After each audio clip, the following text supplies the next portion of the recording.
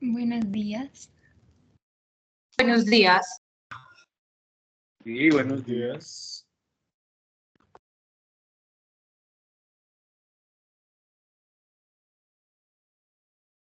Profe, ¿comenzamos? Sí, O Sí, está esperemos bien. un minutico, hay 15. Esperemos 2 minuticos, ¿les parece? no entendí cómo. Que si esperamos 5 minuticos mientras se conectan. Digo 2 minuticos mientras se conectan más. Por eso estaba diciéndoles que aprovechemos el tiempo hablando acerca de datos que ya ustedes tienen de Descartes, por ejemplo, qué saben de su relación con la ciencia, qué saben de su formación, por ejemplo, en la Flecha, qué era la Flecha, el colegio de la Flecha, quiénes lo dirigían. Hay muchos datos interesantes que nos ayudan a entender el contexto en el cual pues, se da el trabajo, la reflexión de un pensador. Pues Tal bueno, vez ustedes recuerdan que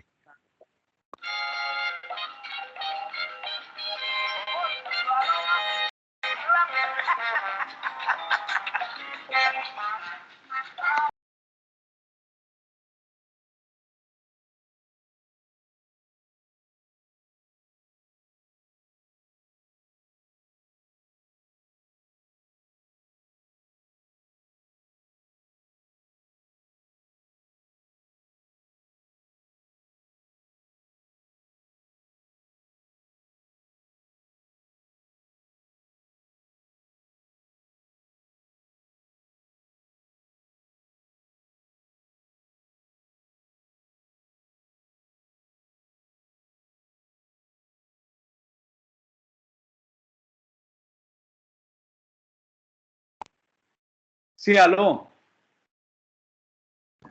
Aló, sí, profesor, profe. señor. Estábamos viendo pues de la contextualización de Descartes, la Flecha, su relación Descartes, con la matemática, su crítica a la lógica de Raimundo Lulio, su experimento con concretamente la dióptrica, los meteoros, la óptica, la observación, por supuesto su comprensión de la ciencia de la época, su relación con las cortes, por supuesto su actitud muy beligerante, muy política, incluso con respecto a los doctores de teología de la Sorbona, a quienes, como tal vez recuerdan, les dedicó la obra esta que conocemos como Meditaciones de Filosofía Primera. Sí, un poco recorrer esos datos, a ver, para ir.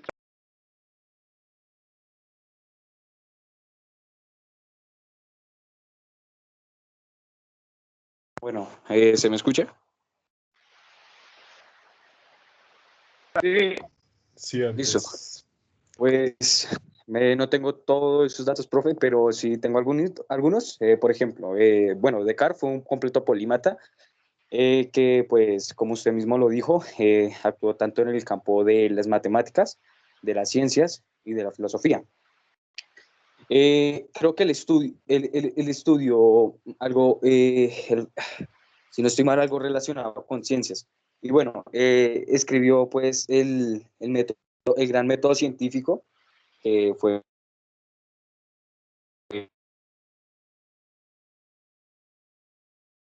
un gran referente para su época, pues que de todas maneras aún se sigue utilizando en el método científico. Y también se conoce como matemático como no recuerdo, pero hizo varios aportes también a las matemáticas.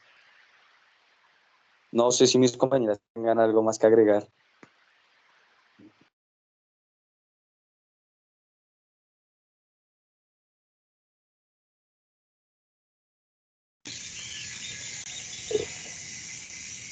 No, de mi parte no. Digamos que eso fue un poco de lo que pudimos ver mientras hacíamos nuestro trabajo, de lo que dijo Andrés.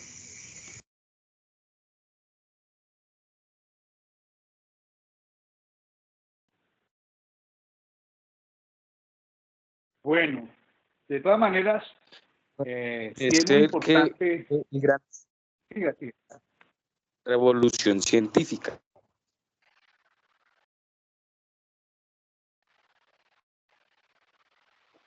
Profe, qué pena interrumpirlo. ¿Nos decía?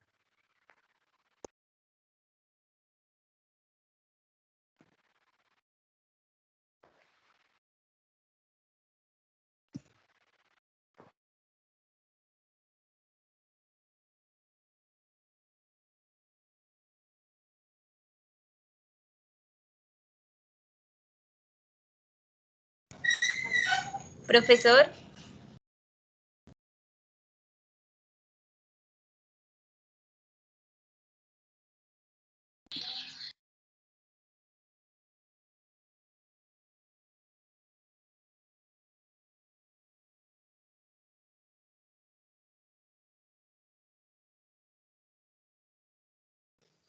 Buenos días. Yo creo ya podemos comenzar con la sí, exposición, me parece. ¿Cierto, bro? vale. Por favor, Samantha, empieza a compartir. Gracias. No, si me queda.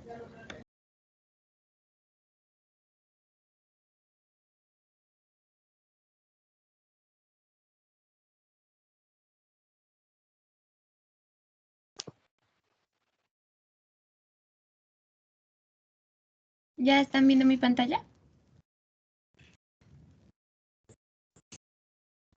Sí, sí se ve, sí.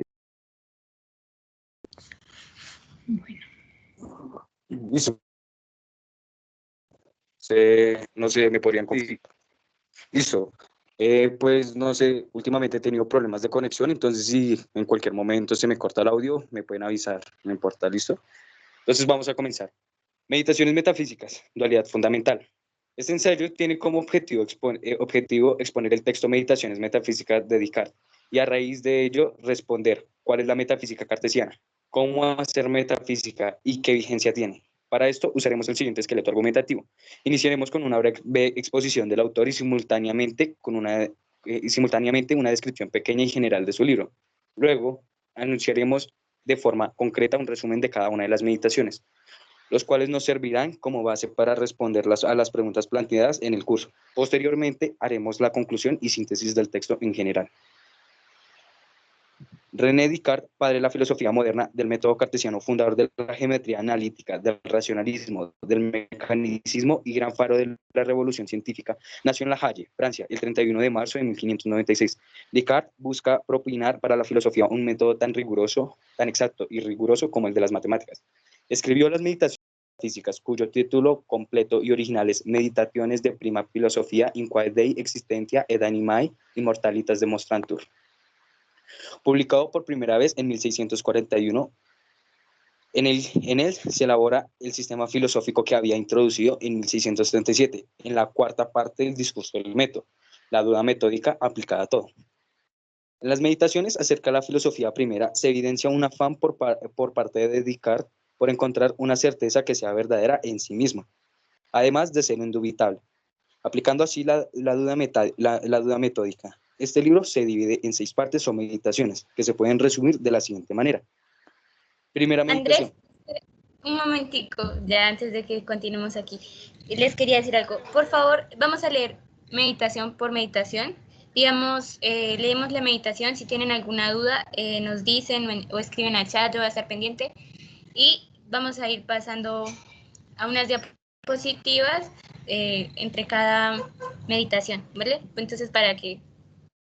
Bueno, ya, Andrés, continúe. No, tranquila, Dayan.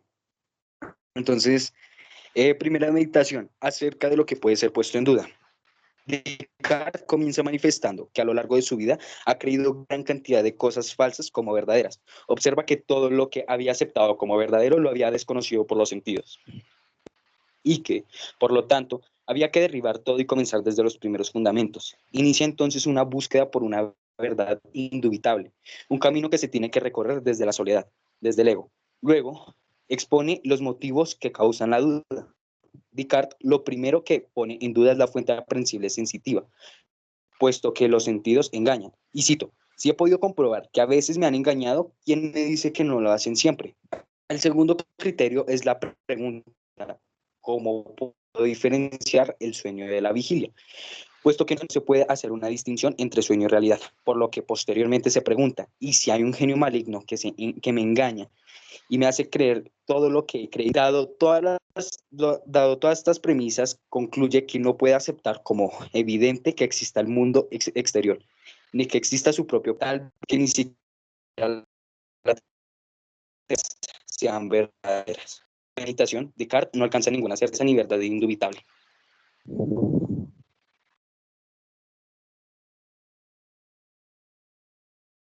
Listo, podemos pasar a las diapositivas. Ya se está presentando.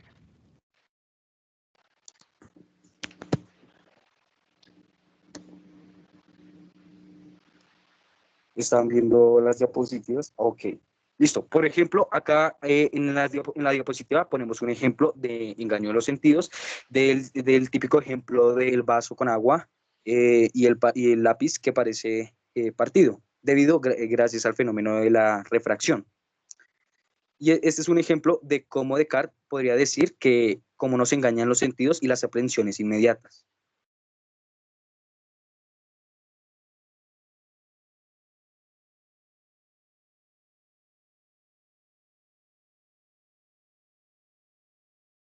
Digamos que también en este capítulo, Descartes,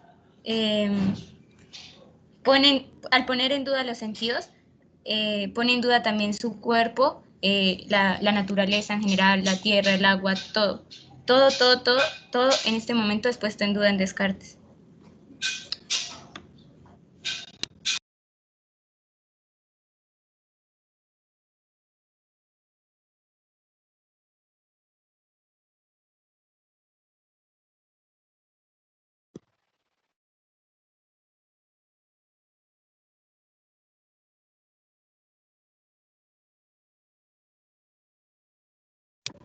Vale, como no hay preguntas, entonces vamos a seguir. ¿Me escuchan bien? Sí, Sí. o pregunto una cosa, nada. Vale.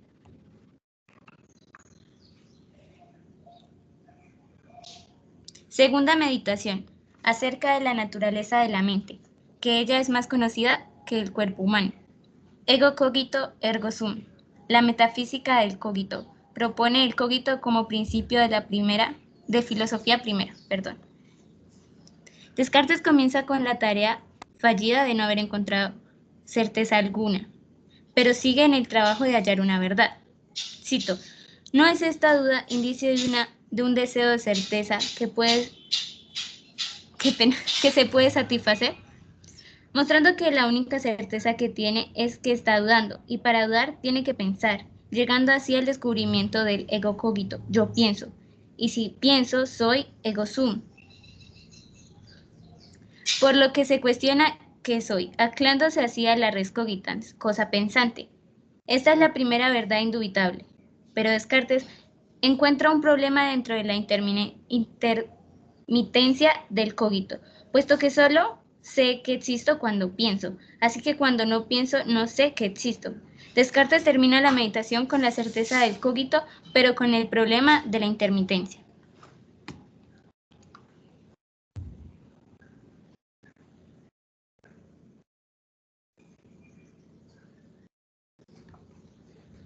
Samantha, una pregunta ya cambió, es que aquí sigo viendo la diapositiva, perdón, el documento.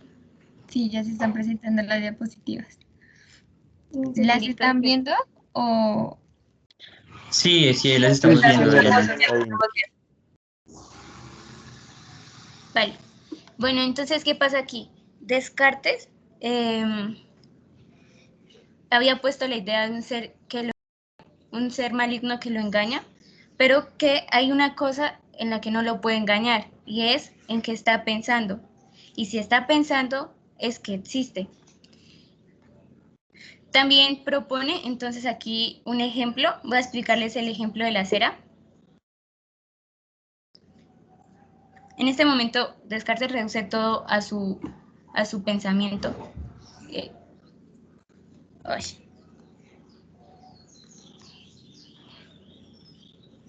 Bueno, primero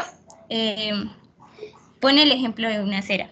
Digamos, esta cera la podemos, como normalmente diríamos, esta cera tiene este color, este sabor, tiene esta textura, tiene ese olor, pero cuando pone la cera frente al fuego o se calienta esta cera, todas estas características pues ya no están, ya no es el mismo olor, ya no es la misma textura, ya no es el mismo color. Entonces él se pregunta que sí, bueno, entonces esa cera deja de ser cera, pues él dice que no, que lo que se piensa en este caso de la cera y lo que queda de la cera es lo que es, y en este caso sería las cosas matemáticas como la extensión, la longitud, el movimiento de la cera. Esto es lo que haría, lo que siempre va a quedar en esa cera. No sé si tengan alguna pregunta.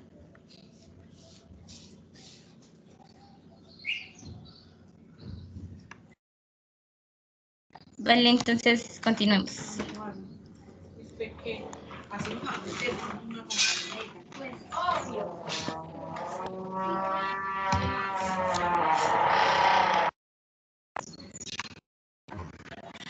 Tercera meditación, acerca de Dios, que existe. René Descartes empieza reflexionando dentro de sí mismo, donde diferencia tres tipos de ideas. A. Ideas innatas, parece que han nacido consigo mismo. B. Ideas adventicias, aquellas que parecen venir de aprehensiones. C. Ideas hechas por mí mismo. Yo las construyo como por ejemplo el hipogrifo. Entonces ya aquí mi compañero Andrés les va a explicar esto con ejemplos. Bueno, por ejemplo, en las ideas innatas, esas ideas son unas que ya son preconcebidas y preconfiguradas y que no se pueden conocer mediante bien aprensiones o bien que yo las cree. ¿Por qué? Porque, o sea, son ideas que son contrarias a la propia naturaleza humana, como por ejemplo la infinitud. La infinitud es una idea que, pues bien, no puede venir de nosotros porque, como sabemos, estamos condicionados por nuestra finitud, por nuestra mortalidad. Y tampoco la podemos crear. Pues bien, entonces esta idea de inmortalidad o de infinitud tiene que ponerlo algo también con esa cierta naturaleza infinita. Y acá es como llega Descartes a la preconcepción de la res infinita o cosa infinita, también conocida como Dios.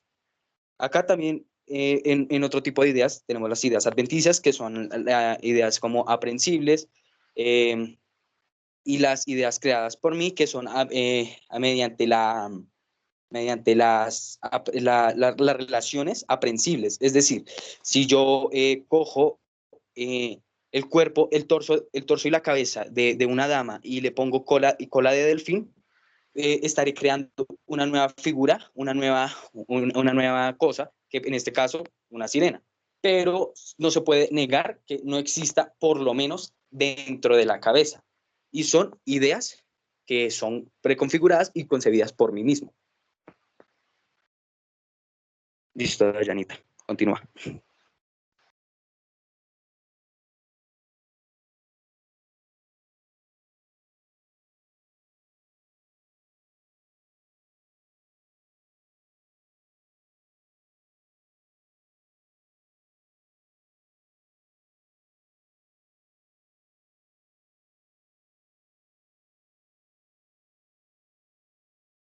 Aló, Daya, no sé si estás hablando, no se te escucha. Ay, qué pena, estaba hablando con el micrófono cerrado. Qué pena. Okay. Y aquí empieza a argumentar la idea de Dios, diciendo que si se tiene ideas innatas como la idea de sustancia infinita y siendo este un ser condicionado por la finitud, no puede haber sido creada la idea acerca del infinito. Así que alguien igualmente infinito la insertó en cada uno. Este es una res infinita, es decir, Dios. Además, da el argumento de Dios como causa de mí. A. Yo soy un ser finito e imperfecto. B. No me he creado a mí mismo ni existo desde siempre. C. Si fuera perfecto, no tendría la duda. Por lo tanto, sí existo. Sí existe alguien más perfecto que yo. Qué pena, hay un error de... Tiene que haberme creado. Dios, el engaño, como aquí es donde manifiesta que como Dios es perfecto, entonces él no lo engaña. Entonces, pues aquí también llega a esa conclusión en esta tercera meditación. Listo. Cuarta meditación. Acerca de lo verdadero y de lo falso. Explicación del error. En la anterior meditación, Descartes concluye que Dios no puede ser un engañador porque es un ser perfecto. Entonces, si Dios no engaña, ¿de dónde surge el error? El error es un defecto del hombre en su condición de imperfección. Cito, para errar no me hace falta alguna facultad otorgada por Dios para ese fin, sino que sucede que yerre porque la facultad que tengo de él para juzgar lo verdadero no es en mí infinita. Descartes afirma que para distinguir entre lo que es verdadero y lo que es falso, el hombre cuenta con dos facultades, el entendimiento y la voluntad. Además, el hombre es libre de elegir con cuál de estas facultades guiarse. El entendimiento permite captar ideas que son correctas, resultan claras y verdaderas ya que provienen de Dios. Mientras que la voluntad puede afirmar o negar lo propuesto por el intelecto.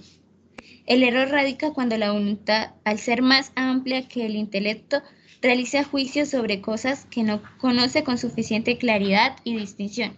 O dicho en otras palabras, la voluntad no atiende a los límites de la inteligencia.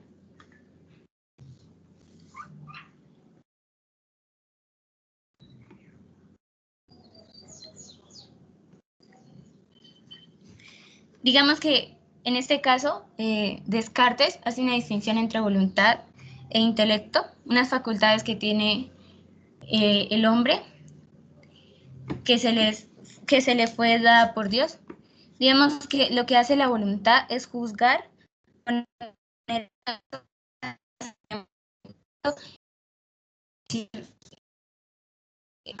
Pero ya no se entrecortó. afirmarlas, negarlas o cosas tipo.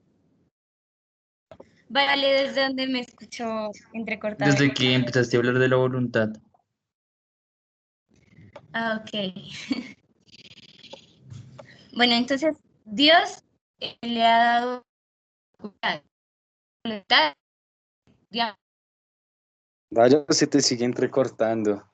Se te está entrecortando. guiar por ellas. Sí. Voy a ¿Soy solo yo o...? un segundo. No, sí, se te está entrecortando un poco, o sea. Vaya. Me dan un segundo cambio. Me conecto. Sí, tranqui. Un minutico, por favor.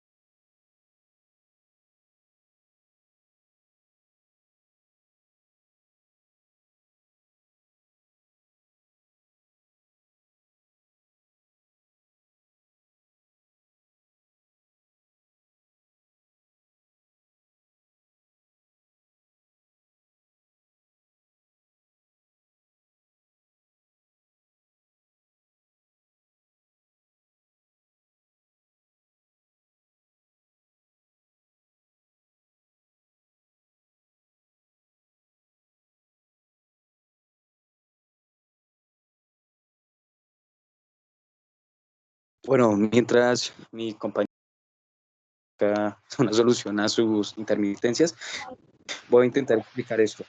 El error sucede. Ay, perdón. ¿Ahora me escuchan bien? No, pues pregunto. ¿Ahora sí me escuchan bien?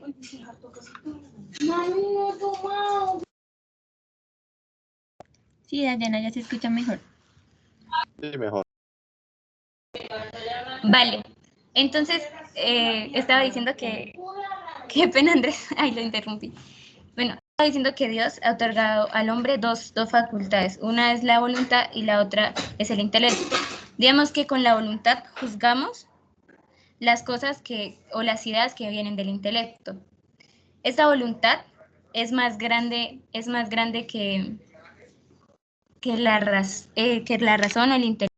Entonces, digamos, caemos en ese error cuando prima la voluntad sobre la razón.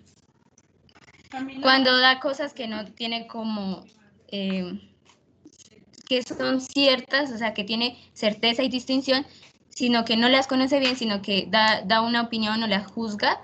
Entonces, digamos que desde ahí es donde radica pues el error, sino que debemos guiarnos por la voluntad y el intelecto, pero juntos. Que la voluntad no sobrepase los límites del intelecto. No sé si esta idea fue clara. Bueno, ya sabes, si hay alguna duda, pues Un van... poco la idea de mí, Diana.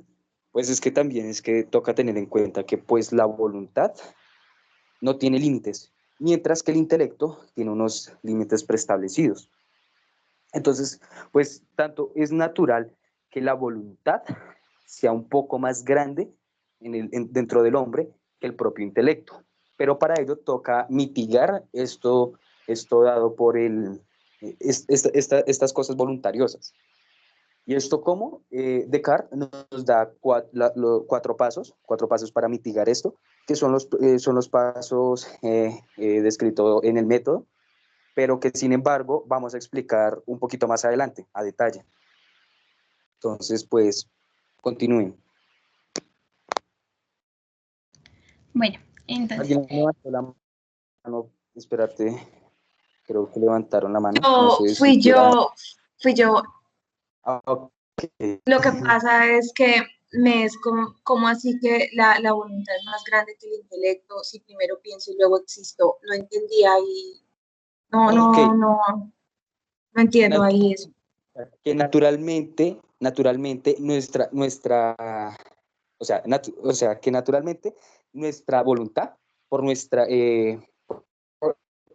¿cómo así decirlo? Por preconcepción.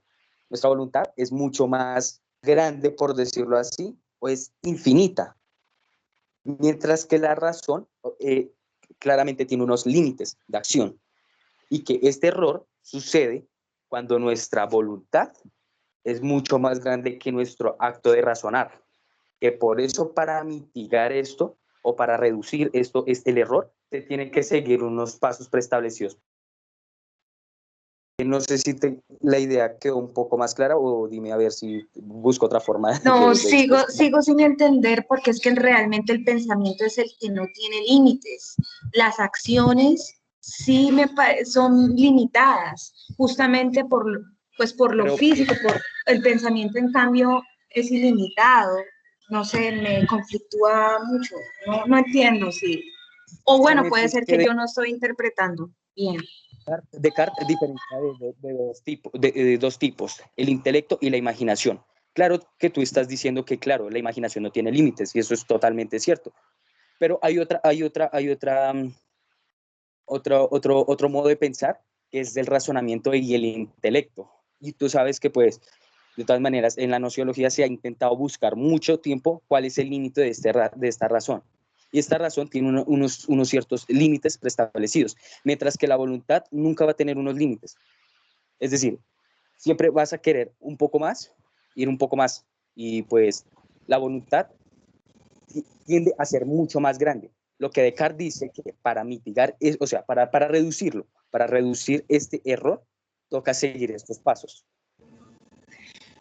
Ok, bueno, continúo aquí a explicar. Digamos O sea, que entonces... más adelante explicamos un poco de las diferencias de las ideas, que eso lo explica en una meditación más adelante, y tal vez ahí te pueda quedar un poco más claro. No sé. Espera que tengo algo por añadir. ¿Me escuchan? Es que... ¿Aló? ¿Me escuchan? Sí, yo te escucho. Sí, sí. Ah, vale. Sí, se te escucha perfecto. Claro, es que digamos que él hace esta distinción porque dice, bueno, entonces si Dios es perfecto y si mis ideas y mis pensamientos vienen de Dios y con Dios puedo afirmar que son reales, entonces yo, ¿por qué me equivoco? Pues aquí lo que plantea Descartes es que nosotros tenemos una voluntad que de cierta manera es libre. Esta voluntad nos sirve para para juzgar las cosas. Digamos, tenemos estas ideas que nos da el intelecto y yo las puedo juzgar, las puedo afirmar, las puedo negar, las puedo descartar, pero también tenemos esa facultad de dar juicios sin conocer las cosas. Claro, digamos, me puede hacer, digamos, no tenemos una idea clara en nuestro intelecto ni nada sobre alguna cosa, y lo que hace la voluntad es decir, no, pues yo pienso que esto es así, así, pero no sabe bien por qué, o simplemente juzga por juzgar, pero no tiene las bases ni los conocimientos para juzgar eso. O sea, Pero no se guía por... Vale. lo que pasa es que continúa. tú lo acabas, discúlpeme, qué pena que te interrumpa, si es que sigo con la duda de lo de la voluntad, porque tú acabas de decir, la voluntad dice, bueno, yo pienso que esto es así y así.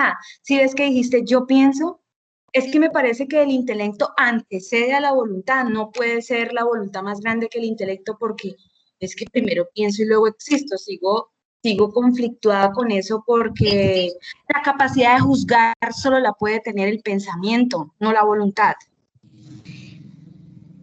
No, Es que, ahí él hace una distinción y dice de que estas voluntades tienen una relación y que o sea, que el hombre tiene una libertad y que la libertad es la relación entre voluntad y razón. O sea, que van de la mano, tienen que ir de la mano, pero que de cierta manera Dios nos dio, o sea, como la opción de buscar la perfección limitada, que es lo que le corresponde al hombre. Esta perfección limitada se busca, pues según Descartes, partiendo de estos cuatro puntos. Aunque sí, digamos que es que, digamos, no tampoco es que estén separadas, sino que están unidas, pero que una es más grande que la otra, que es la voluntad.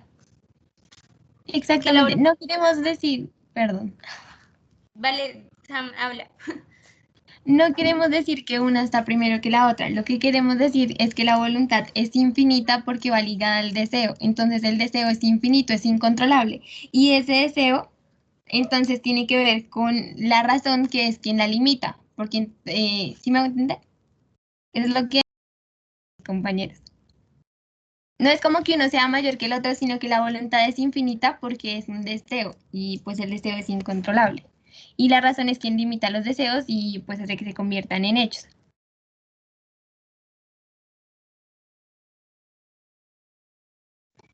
Entonces, por eso es que, digamos, ahí no se puede hablar de que la razón preceda la voluntad, sino más bien la voluntad es más grande que la razón, pero van de la mano. No sé si aún sigue con esa inquietud ahí. O ya le quedó un poquito más claro. Digamos que Hola. ya me quedó un poco más claro.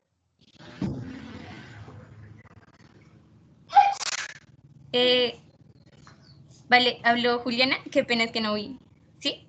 Y mis compañeros aquí tienen levantada la mano María Camila y Brian Nicolás.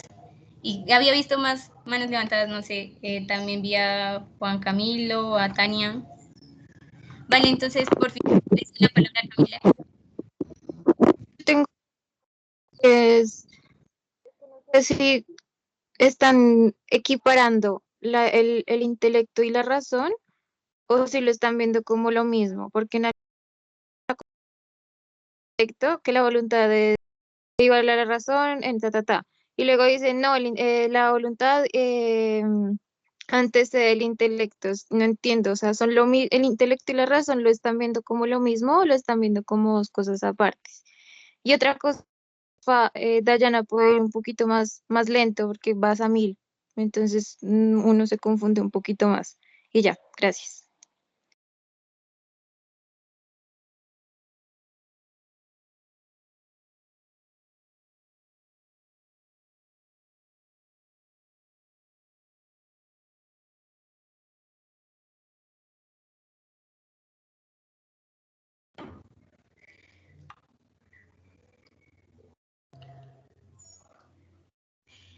digamos que ahí en esta pregunta que nos plantea, es que digamos como lo nombraba Descartes, hablaba de intelecto, de intelecto. No sé si ya vendría dirigida la pregunta para el profesor. Es que no sé si, digamos, podemos hablar de razonar y de ese razonar sale, pues, se despliega el intelecto y la voluntad que van de la mano y que son igual a razonar. No sé si me estoy dando a entender. Y sí, vale, voy a ir un poco más despacio, es que estoy un poco nerviosa. Profesor, por favor, nos colabora aquí.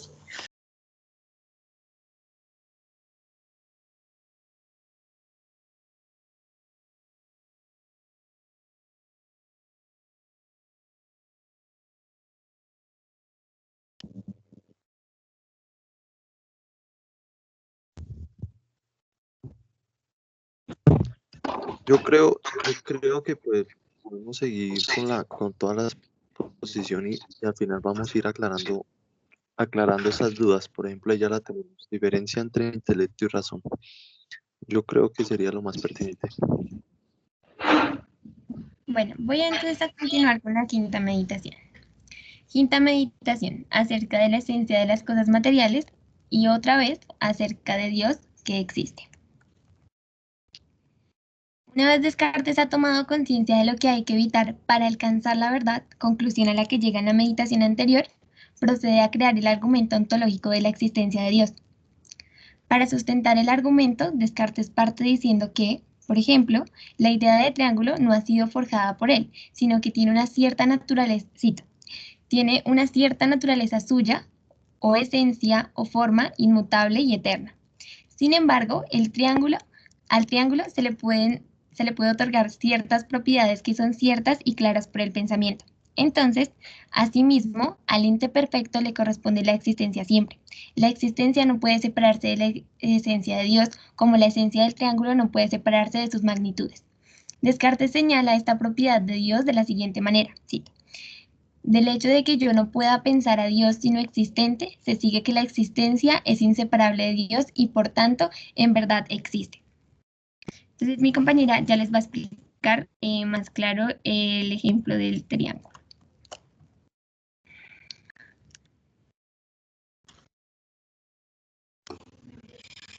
Digamos, entonces, llega la idea de triángulo, imaginamos el triángulo. Qué pena, espera, que me distraje un momentico.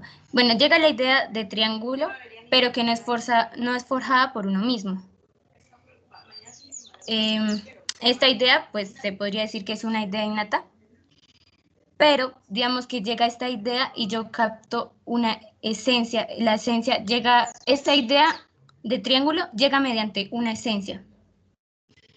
Y yo la puedo pensar porque le otorgo unas propiedades. ¿Y cuáles son estas propiedades que yo le otorgo? No sé, podría decir que estas propiedades ya son más cuantitativas. Por ejemplo, que la suma de sus lados eh, es 180 grados, que tienen un ángulo compuesto de tal manera, que las líneas están así. O sea, ya va muy ligado a propiedades matemáticas. Digamos que en ese sentido es como yo puedo pensar las cosas, porque les otorgo una propiedad. Digamos, se presenta la esencia y yo la puedo pensar porque le otorgo una propiedad. Asimismo, la esencia de Dios se manifiesta y cómo lo percibo, pues lo percibo porque existe. Digamos que así como yo no puedo separar la esencia del triángulo con sus magnitudes, que es lo que les digo, que las características que se le puedan dar cuantitativamente, así igualmente a Dios no se le puede separar de la existencia, porque pues es un ser perfecto y la esencia de Dios, por ser perfecto, le corresponde la existencia.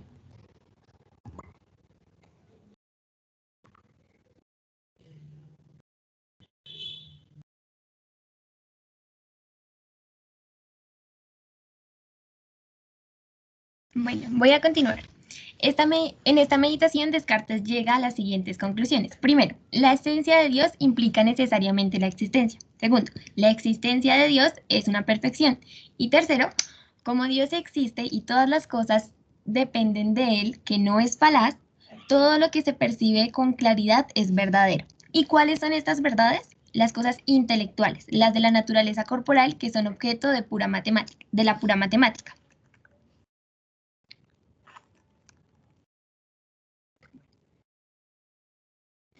Continúo con la sexta meditación. Sexta meditación acerca de la existencia de las cosas materiales y de la distinción real entre la mente y el cuerpo. En su última meditación, Descartes se propone demostrar la existencia de las cosas materiales. Hace una distinción entre modos de pensar, intelecto e imaginación. Así pues, la imaginación requiere una representación del objeto o cuerpo pensado, mientras que el intelecto no. Expone la relación entre la mente y el cuerpo. Aclara que, aunque estas se están estrechamente unidas, casi entremezcladas y conforman una unidad. Para explicar esto a detalle, se propone la analogía del piloto y el navío con mente y cuerpo respectivamente. Si el cuerpo fuese el navío y la mente el piloto, los golpes que recibiese el navío no los sentiría el piloto. Contrario a la relación entre mente y cuerpo, lo que le pasa al cuerpo lo percibe la mente con ayuda de los sentidos. Adicional a ello, menciona las cualidades de estos mismos. El cuerpo por su naturaleza es siempre divisible, mientras que la mente es por completo indivisible.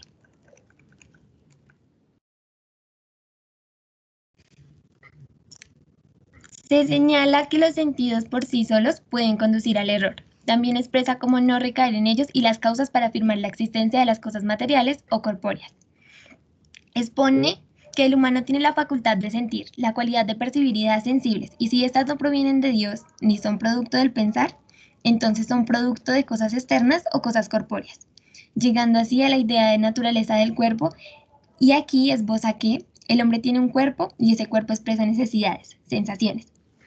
Así bien, si el hombre tiene la facultad de sentir y pensar, se puede concluir que el hombre es un compuesto entre alma y cuerpo, una dualidad entre mente y cuerpo.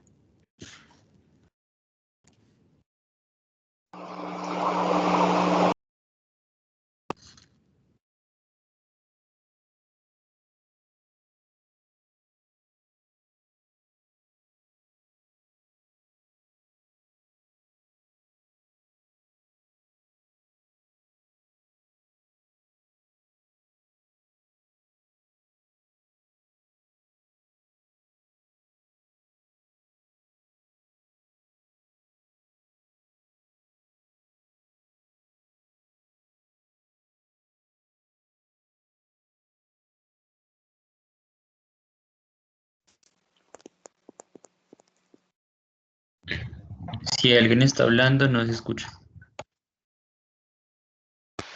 Aló, listo. Pues ya sí terminan pero bueno, ¿se me escucha?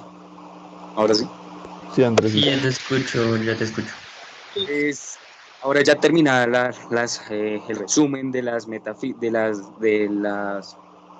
meditaciones metafísicas. Llegamos a tres principios. Uno, la res cogitans, que soy yo. La res infinita, que es Dios. Y la res extensa, que son las cosas extensibles y que son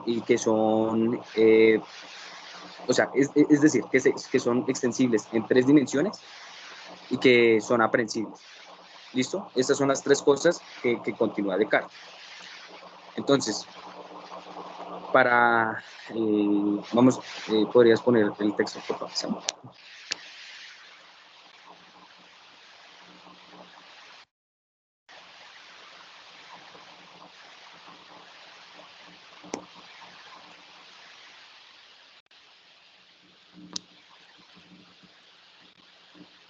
Gracias.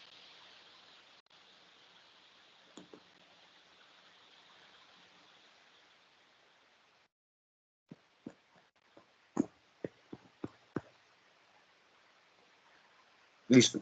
Entonces, acá, vamos a responder la metafísica en Descartes. ¿Qué es la metafísica en Descartes? La filosofía, o sea, esto es una cita de Descartes, Entonces, la filosofía es como un árbol cuyas raíces son la metafísica, el tronco la física y las ramas que salen de ese tronco todas las demás ciencias, que se reducen a tres principales, a saber, medicina, mecánica y moral. Descartes, esta se saca de la carta prefacio a los principios de filosofía. Entonces, la filosofía primera es el intento, de encontrar el fundamento, la unidad de la que se desprende un todo. Para algunas posturas, el alma, el ser, el mundo, entre otras. En Descartes hallamos dos principios ontológicos. Uno se atribuye a la res cogitans y otro a la res infinita. El primero, es decir, la res cogitans, actúa como un fundamento innovador en oposición a la metafísica tradicional, a uno mucho más ontoteológico. Descartes fue entonces la primera persona en proponer una metafísica desde el ego, es decir, desde el yo. Y pues incluso está escrito en primera persona, que esto es algo muy poco común dentro de los textos filosóficos, como un punto de partida confiable del cual se pueda razonar. Ahora bien, en Descartes encontramos un razonamiento circular. Si bien argumenta que por el cogito se llega a Dios, es Dios quien fundamenta el criterio de verdad que utiliza el cogito. A partir de esta idea recaeríamos en una relación de dependencia y dualidad. Y es aquí de donde surgen las siguientes preguntas. ¿Cuál es el verdadero fundamento ontológico en Descartes? ¿Realmente existe un fundamento ontológico en él? Qué pena. A simple vista, el principio ontológico para Descartes podría decirse que si bien es el cogito o la res infinita. Sin embargo, entra la posibilidad de una relación no de concurrencia, sino de subordinación entre la res cogitans y la res infinita, puesto que no se reconoce quién actúa como un ser causado y quién como un causante o la causa. El cogito pasa a ser una visión de totalidad de la cual se desprenden las demás cosas, darlas por verdaderas, puesto que ésta toma las ideas de afuera, por así decirlo, y determina una postura, las afirma, las niega, las imagina, las concierne. Para que el cogito se pueda valer de su existencia, surge la necesidad ontológica de un ser infinito y eterno que sirva de respaldo para dar como verdadero el cogito. Ok.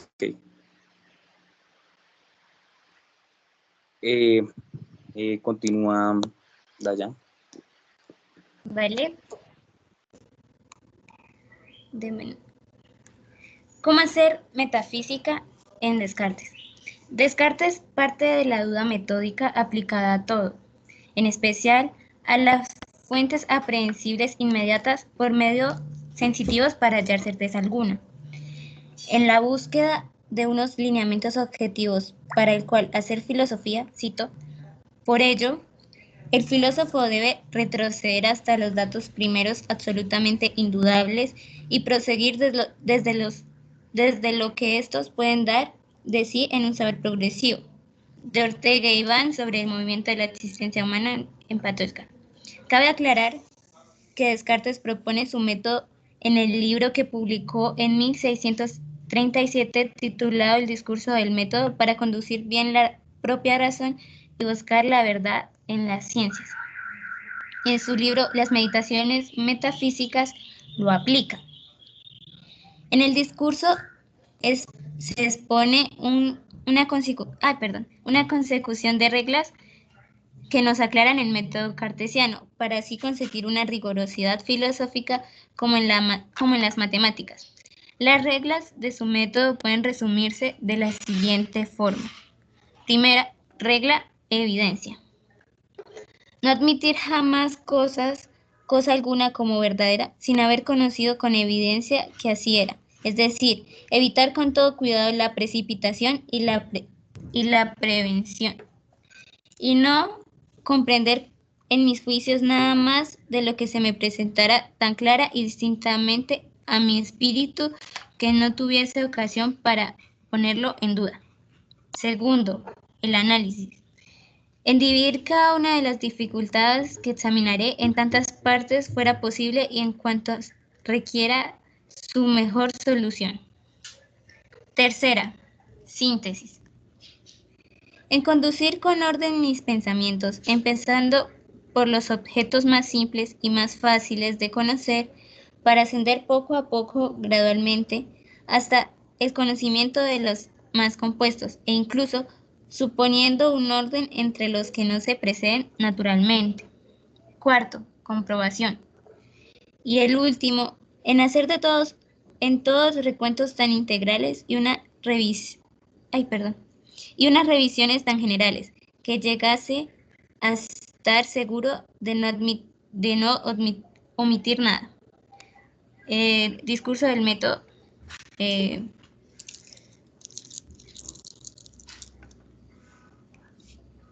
Bueno, ahora vamos a exponer cuál es la vigencia de la metafísica cartesiana. El pensamiento cartesiano marcó un hito en la gran tradición filosófica, un antes y un después, pues a pesar de todas las críticas y objeciones posteriores, inspiró a varios filósofos, propuso en ellos un paradigma de discusión. Entre los autores que más notorias su influencia están Hegel, Spinoza, Leibniz, Kant, entre otros. Así como también inspiró corrientes mecanicistas y positivistas y que, a los ojos del autor central de nuestro curso, Jan Patočka,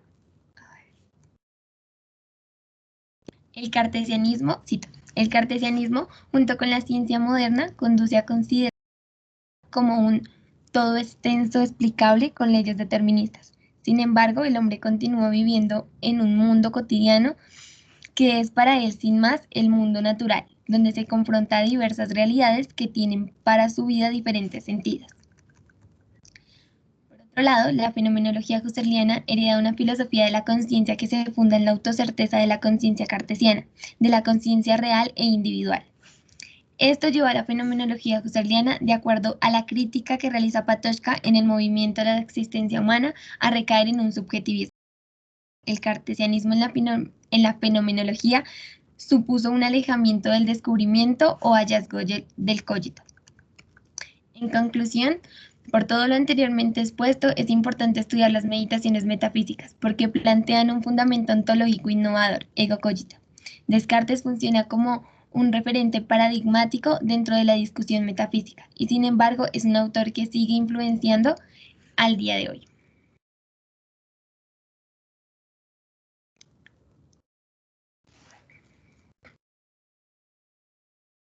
Muchas gracias. Profe, discúlpeme. Obviamente, pues, Leyendo vamos ahora a los comentarios. Aló, ¿se me escucha? Discúlpeme. Sí, se le está escuchando, Andrés. Yo leyendo un poco, pues, leyendo las meditaciones y haciendo el trabajo, a mí se me vino una pregunta, y cómo podría verse, por ejemplo, con la duda metódica y una relación entre la duda metódica y la epogé.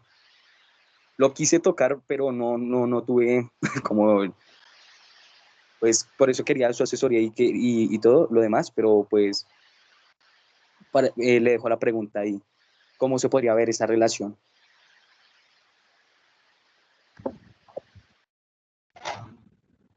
Sí, también lo había pensado.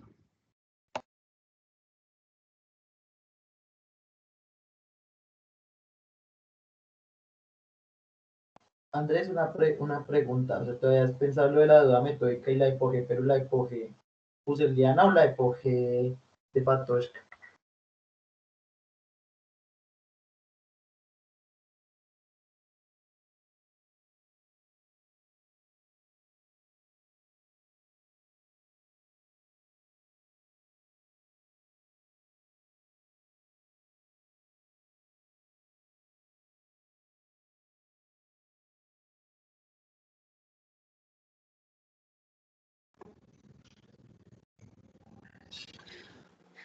Aquí hay que advertir que la epogé de Patočka es muy cercana a la de Husserl.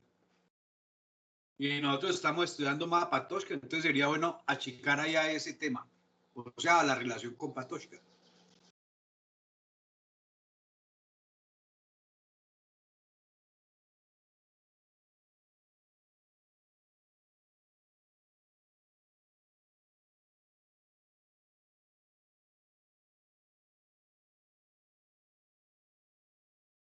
No sé si los compañeros terminaron. ¿Hay preguntas de la audiencia? O empezamos, Cristian Camilo y yo, a hacer comentarios. Aló.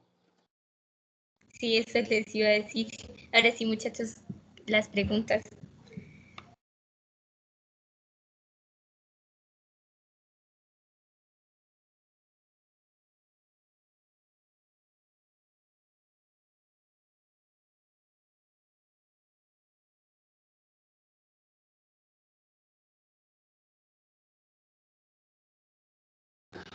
No sé, por ejemplo, vi que levantó la mano Nicolás, también la había levantado Juan Camilo, Tania, Natalie, no sé Pues si ya no. había levantado la mano porque estaba en la discusión de acerca de la voluntad y de la razón. Pero no, creo que las dudas se fueron. De pronto ahí nosotros hicimos una intervención, bueno, que creo que Javier también estaba de acuerdo un poquito conmigo, que era la similitud que tenía esta concepción de la voluntad y la razón Sí, con San Agustín. Y, señora, ay, qué pena. No, es que no me aparece nada en el chat, entonces por eso no, la verdad no lo tuvimos como en cuenta, porque yo era la que tenía que estar pendiente de eso y de hecho no me ha cargado ningún mensaje en el chat. no te preocupes, creo que en el chat hay muchas preguntas aún. ¿Qué limita el pensamiento? Por ejemplo, dice Lisette, Juliana, y otras cositas hay. Hay como unas 3 preguntas, más o menos, pero en todo caso era eso, si de pronto hay una relación o no, o si nosotros estamos errados, que creo que fue la dudita que me quedó ahí con la similitud de San Agustín, ya que estamos viendo todos estos autores. Puede que no, puede que sea solamente una idea vaga.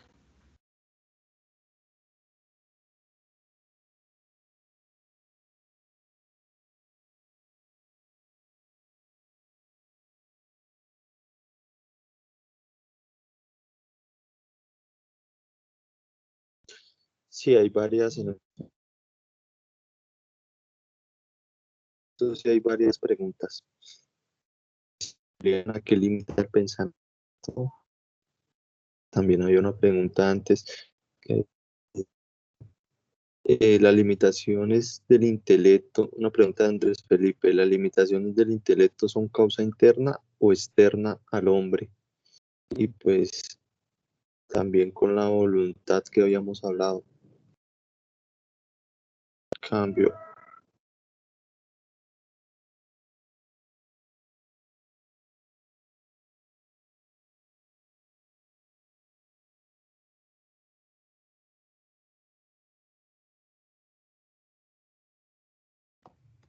Hola.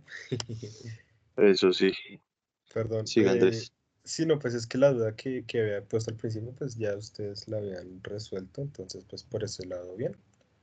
Pues ahorita tenía la mano levantada, pero era para pedirles el favor de que pues había una parte en la que ustedes habían extraído un fragmento de Descartes, donde hablaba de la filosofía como un árbol. No sé si es posible que pusieran este fragmento en el chat, que lo quiero copiar completo, o si después ya leyendo el archivo pues lo escribo, pero pues me gustaría que lo pusieran en el chat para escribirlo a todos, que me pareció muy oportuno esa cita que pusieron.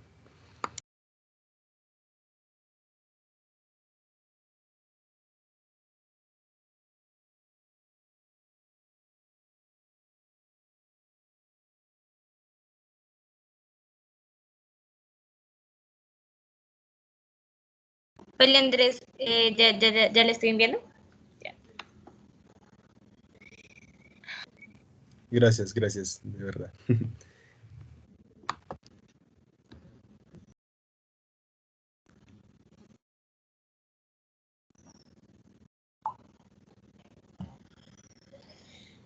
¿Qué limita el pensamiento?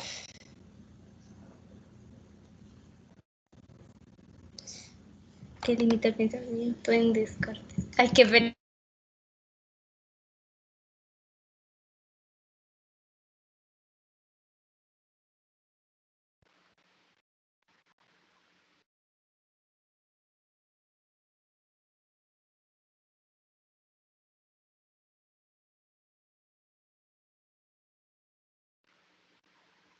Pues la pregunta de qué limita el conocimiento, si es algo pues interesante.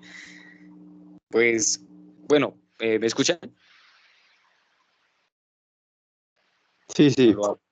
Pues listo.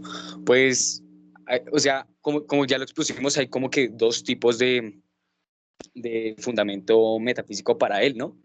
Que vendría a ser la res cogitans, o bueno, el cogito, y pues un ser todo infinito que vendría a ser Dios. Pero ¿qué limita el pensamiento? Pues la verdad no la tengo clara, no sé si el profesor nos la podría responder. Pues como vimos, hay como que una especie de relación subordinada entre esas dos cosas. Pues si bien, no, o sea, las dos tienen sentido, si bien si lo limita el antropos, el hombre, o lo limita un Dios infinito, pero no tendría la respuesta realmente.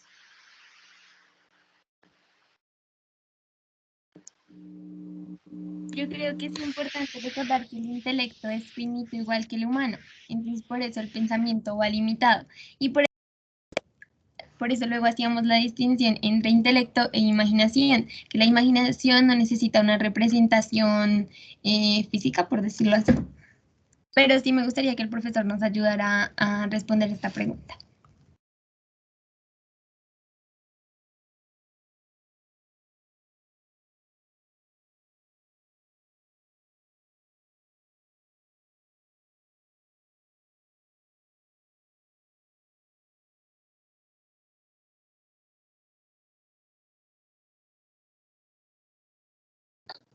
Bueno, yo creo entonces no hay más preguntas, no hay más comentarios.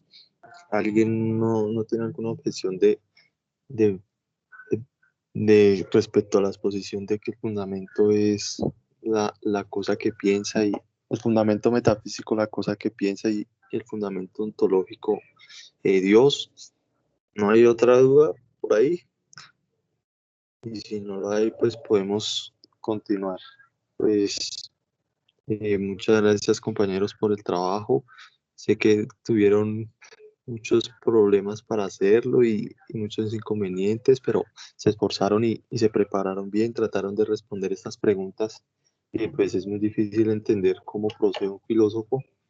Toca estudiar bastante y con el tiempo que pues lo hicieron, muy buen trabajo. Tal vez faltó, digamos, citar un poco más para tener más clara la interpretación que ustedes tenían, pero en general se hizo muy bien y pues también lo relacionaron un poco con Patočka. Les falta un poquito porque pues ahí Patočka nos habla entre la diferencia entre existencia y esencia y cómo la existencia recae sobre esta esencia, y esto es lo que le muestra ese mentalismo que llega hasta Husserl, pero muy buen trabajo. Muchas gracias. No sé qué otra opinión, profe. Cambio. Muchas gracias a ustedes.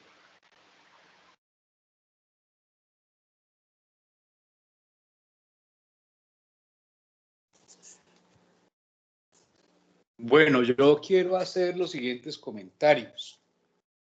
En primer lugar, sí, de veras, creo que hay un ejercicio muy serio de parte de los miembros del grupo en caracterizar, sistematizar en algún sentido, digamos, como algunos elementos en relación con Descartes, como pensador, como personaje, en fin. Me parece que es un ejercicio académico muy valioso, presentar la síntesis, el resumen de cada una de las meditaciones. Obviamente siempre pues en un resumen se omiten cosas, eso cualquiera que resuma pues lo sabe, que pues precisamente al resumir se quitan cosas que pueden ser muy valiosas en el planteamiento. Me parece que efectivamente, como acaba de decirlo Cristian Camilo, hay un esfuerzo por ver la posibilidad de responder a la pregunta que es metafísica, de qué se ocupa la metafísica, cómo se investiga en metafísica y qué vigencia o valor tiene eso hoy para nosotros. Hay un punto que yo creo que es muy sensible hecho, es materia de controversia, en ese sentido no decidida, si uno debe hablar de Descartes como el primer filósofo moderno o en parte debe hablar de Descartes como el último teólogo medieval. ¿Y por qué? Así como alguno de ustedes intervino para ver la relación con Descartes y San Agustín, pues se pueden hacer profundizaciones. Por ejemplo, se puede profundizar tratando de ver por qué y cómo concretamente Descartes se ocupa de Dios, como decía Cristian Camilo, como fundamento o fundamentación ontológica, diríamos, última. Pero obviamente pues hay no solamente ese tema, sino que también hay un dato que es muy interesante, cómo aparece el yo, ego, incluso la misma expresión en latín para ambos, tanto en el pensamiento de San Agustín como de Descartes. Y hay un hecho, digamos, relevante, y es que en algún sentido la investigación de Agustín implica, digamos, volverse reflexivamente hacia la interioridad, podemos decir hacia el alma. También se puede decir que es un regreso reflexivo a través de la introspección para dar cuenta de sí mismo. Eso, por supuesto, ustedes lo pueden ver en distintos pasajes del pensamiento de Agustín.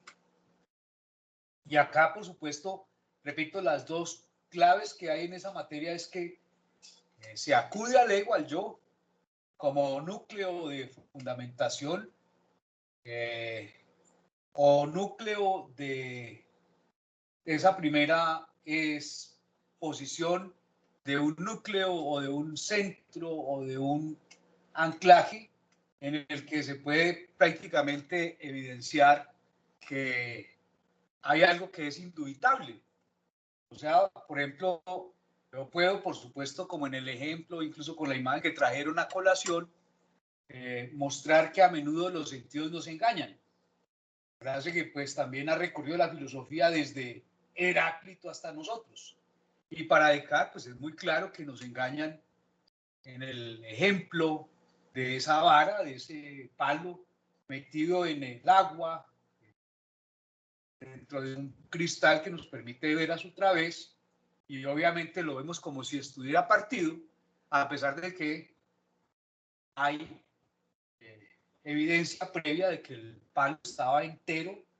Entonces ahí la idea de que los sentidos nos engañan no solamente es para ver esa vara, sino para verlo todo. Por ejemplo, todo lo que está en la experiencia es mutable, es cambiante, es eso, materia de incertidumbre.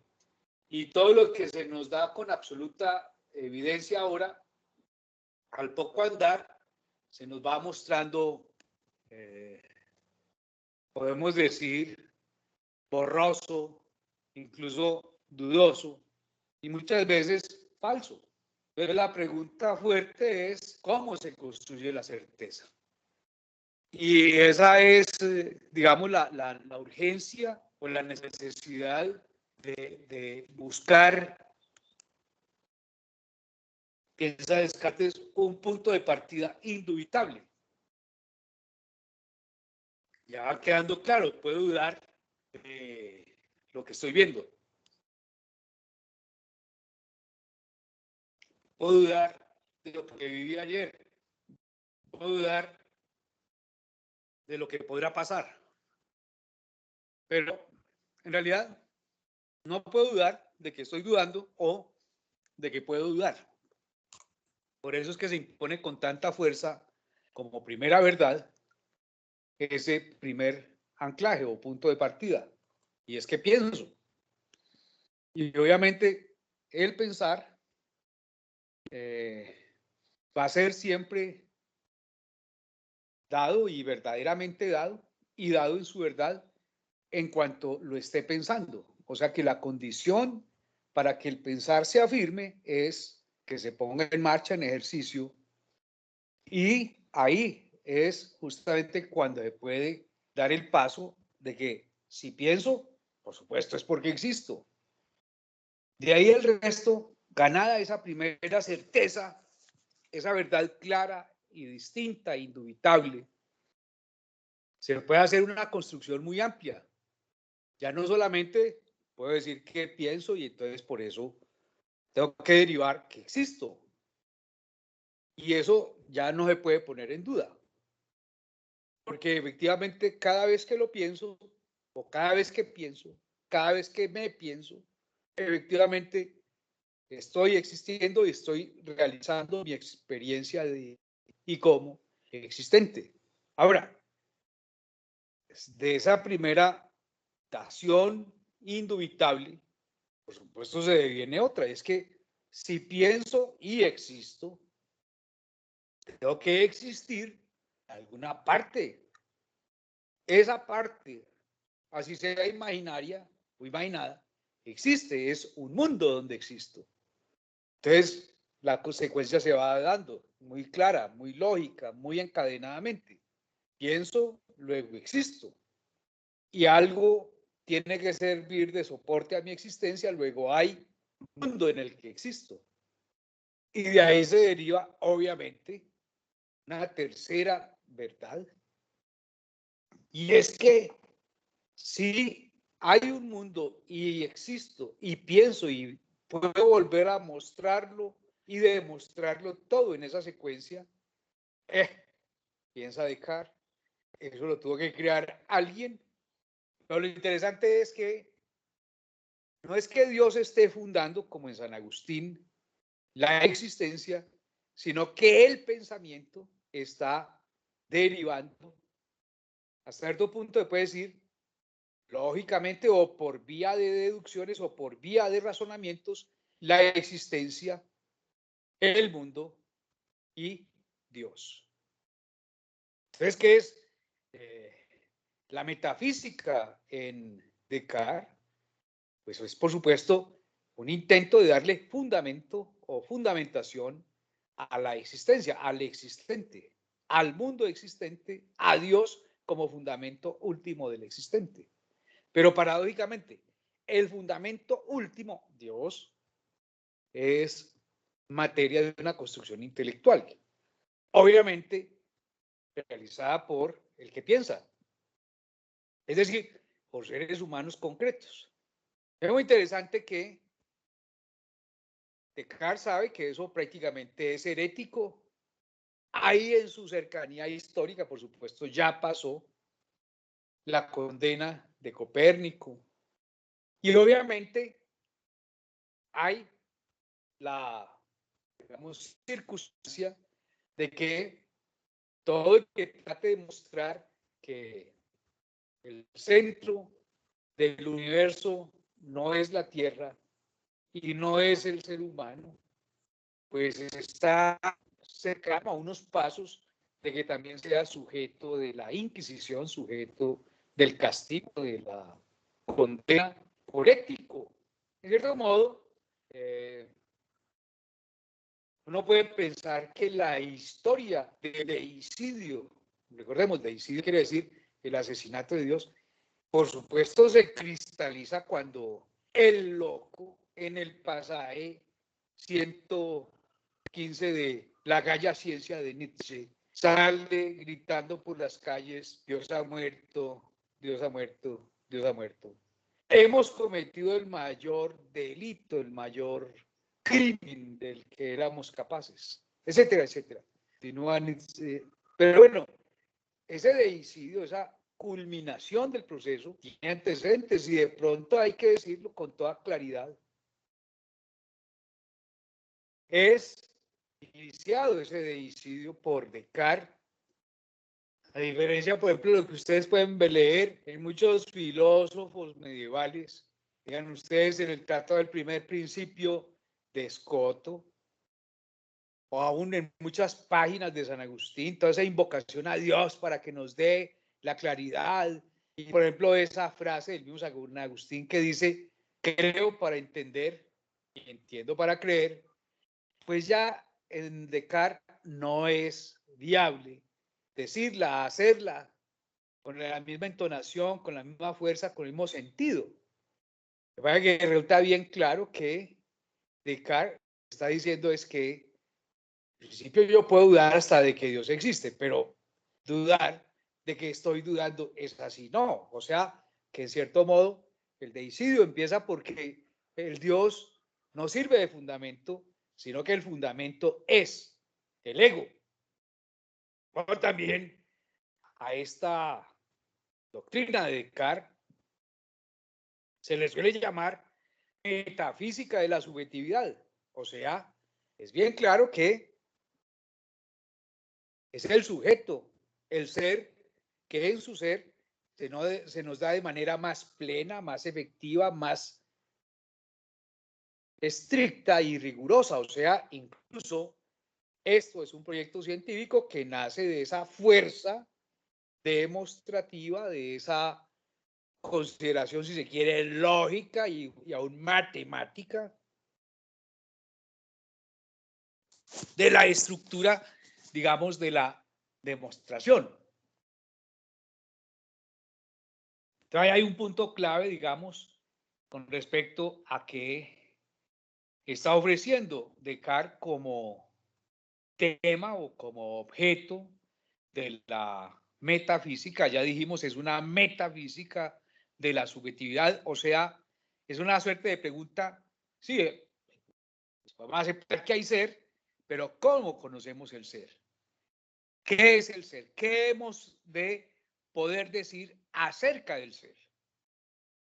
Hay, si se quiere, un primado epistemológico o nociológico en ese giro a la metafísica o desde la metafísica de la subjetividad. Ese es un punto, digamos, muy importante de subrayar.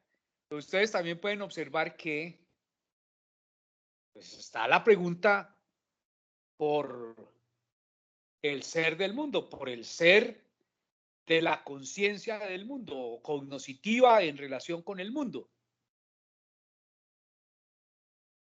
Que en el fondo también hay un problema metafísico, el de cómo asegurar que hay mundo exterior, cómo podemos dar esas pruebas. Ahí hay ese planteamiento muy fuerte y muy, digamos, estructurado en la perspectiva que hoy ustedes ven, nos traen los compañeros. Pero le repito, existiendo toda esa fundamentación o antecedente, mejor cartesiano, aquí hay otra cosa y es el primado de la actividad de pensar sobre cualquier dato de fe. O sea, si uno hace énfasis en que Descartes quizás más que el primer filósofo moderno es el último teólogo medieval, pues sí, lo puede hacer porque al final, ustedes ven, las meditaciones metafísicas desembocan a hablar de Dios y en cierto modo a, en el fondo, digamos, probar la existencia de Dios. Eso está muy claro que por eso se emparenta con esa tradición medieval. Pues la ruptura concretamente es el de poner el acento en que el fundamento no lo podemos hallar en Dios como ser realísimo, como ser último, como ser creador, etcétera. Todo eso lo podemos dudar, lo podemos discutir. ¿Dónde están las pruebas? ¿Cómo se llama ser que Dios creó? ¿Y de qué estamos hablando cuando damos la expresión Dios? Ahora, lo que Descartes se va a mostrar es que el pensar puede abarcar la posibilidad de referirse a Dios más que directa, indirectamente. ¿Por qué? Porque directamente, pues lo que nos da el pensamiento ni siquiera son los datos de los sentidos. Por supuesto, no hay una observación que permita ver a Dios, tenerlo así, ante sí, para sí. Está muy claro que la posibilidad de pensamiento, pues claro que recae primariamente sobre el que piensa, sobre la actividad de pensar del que piensa. Pero todavía es necesario y aún exigido por la misma razón empezar a desplegar, ¿cómo llamarlo así? Un horizonte de comprensión para llegar a comprender o para llegar a entender más que lo que hay, la posibilidad de conocer lo que hay y de tener conocimiento, una ciencia sobre lo que hay. Obviamente con esto, pues Descartes está poniendo por punto de partida la duda, pero al poco andar, la duda se despeja, o sea, la duda es, como él mismo la llama, metódica, no es una duda escéptica, en el sentido de decir, no sabemos si conoceremos o no, el conocimiento que tenemos es falible. Sí, también podemos decir que el conocimiento es falible, podemos decirlo con Descartes, pero lo cierto es que aún en su falibilidad ya tenemos conocimiento. Que a veces nos equivocamos, claro que nos equivocamos, pero para eso podemos corregir y para eso es que hacemos ciencia, para eso es que hacemos filosofía, para buscar las garantías en el orden del conocer. Ahora, por ejemplo, en los análisis desarrollados en el discurso del método, pues de hecho es Descartes un pensador que inaugura, digamos, la preocupación moderna, y si estamos en eso, moderna, porque antes también existía la palabra método. La palabra método pues es muy antigua en Occidente, por supuesto la usaron los griegos, en fin. Pero la pregunta por el método en el sentido de la ciencia moderna, por supuesto es inaugurada por Descartes. Y ahí, ustedes recuerdan en el discurso del método, si no lo han leído, pues lo pueden verificar, se plantean como unas reglas. En realidad, Descartes había escrito las reglas para la dirección del espíritu que no publicó en vida. Y años más tarde elaboró en parte usando ese material de las reglas, digamos, la estructura del discurso del método. Y ahí hay una cosa muy importante. Si uno puede, de hecho, tratar de establecer cómo dirigir el entendimiento o el espíritu, y escribe, como Descartes lo hizo, 21 reglas para la dirección del espíritu. Es obvio que cuantas más reglas tenga, hay más posibilidad de incumplir con alguna de ellas. Descartes en ese punto hace un esfuerzo de síntesis fabuloso en el discurso del método, que también tiene su propia historia. El discurso del método no se escribió como una obra integral y completa de una vez por todas. El discurso del método, en realidad, pasó con él lo siguiente. Descartes llevó el libro sobre la dióptica y los meteoros a el editor. Le interesó mucho al editor, por supuesto está explicando la física de su tiempo, los experimentos sobre óptica de ese momento histórico, en fin. Y el editor le dijo, oiga, venga, de pronto ustedes saben, en el comienzo la imprenta pues no era como una fotocopiadora de hoy en día, era por folios, o sea, ustedes saben que dependiendo del tamaño, un folio o un pliego se puede partir en la mitad, eso se llama medio, se puede partir en 4, entonces se llama cuarto de pliego,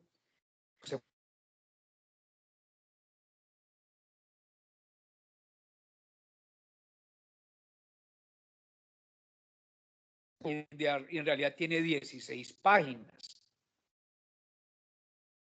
Entonces, muy interesante que para imprimir un libro en esa época era necesario pues hacerlo por pliegos, y al ir a imprimir o al hacer el cálculo el editor, el impresor de cómo iba a quedar, le dijo a Descartes, oiga, sí, muy interesante su libro, pero quedarían muchas páginas en blanco. Entonces Descartes se fue, tenía un base de datos, un baúl con manuscritos, seleccionó lo que hoy conocemos como discurso del método, que eso por supuesto eran textos interesantes todos, que obedecían a distintos momentos del trabajo intelectual de Descartes, pero que en sí mismo no ofrece una unidad.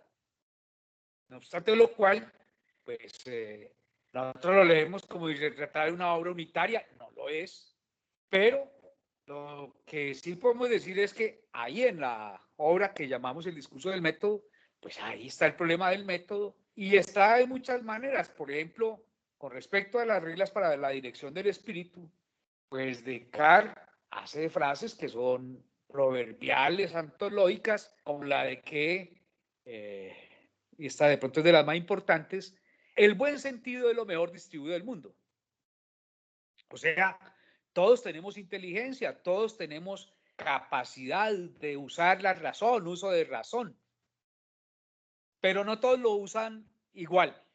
La diferencia entre un sujeto y otro no es porque tengan o no tengan esa facultad o esa capacidad de conocer, de pensar, sino por el método con el cual usan la razón, usan la inteligencia, usan el buen sentido. Es una de las cosas más interesantes de cómo empieza, repito, esa metafísica de la subjetividad, que es por afirmar una suerte de igualdad humana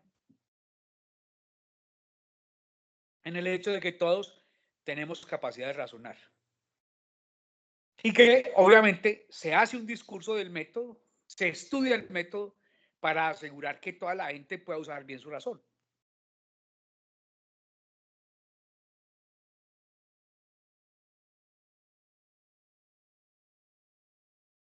En cierto modo, bajo el entendido de que eso hará progresar un buen uso de la razón, del entendimiento, de la inteligencia, hará progresar a cada quien, a la sociedad en su conjunto, y obviamente permitirá, como quien dice, una apuesta en dirección de futuro.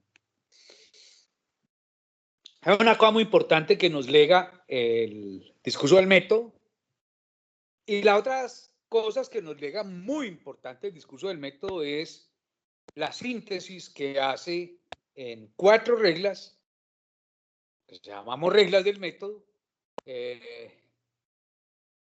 pasando, como ya dije, de 21 en las reglas para la elección del espíritu a 4 en el discurso del método.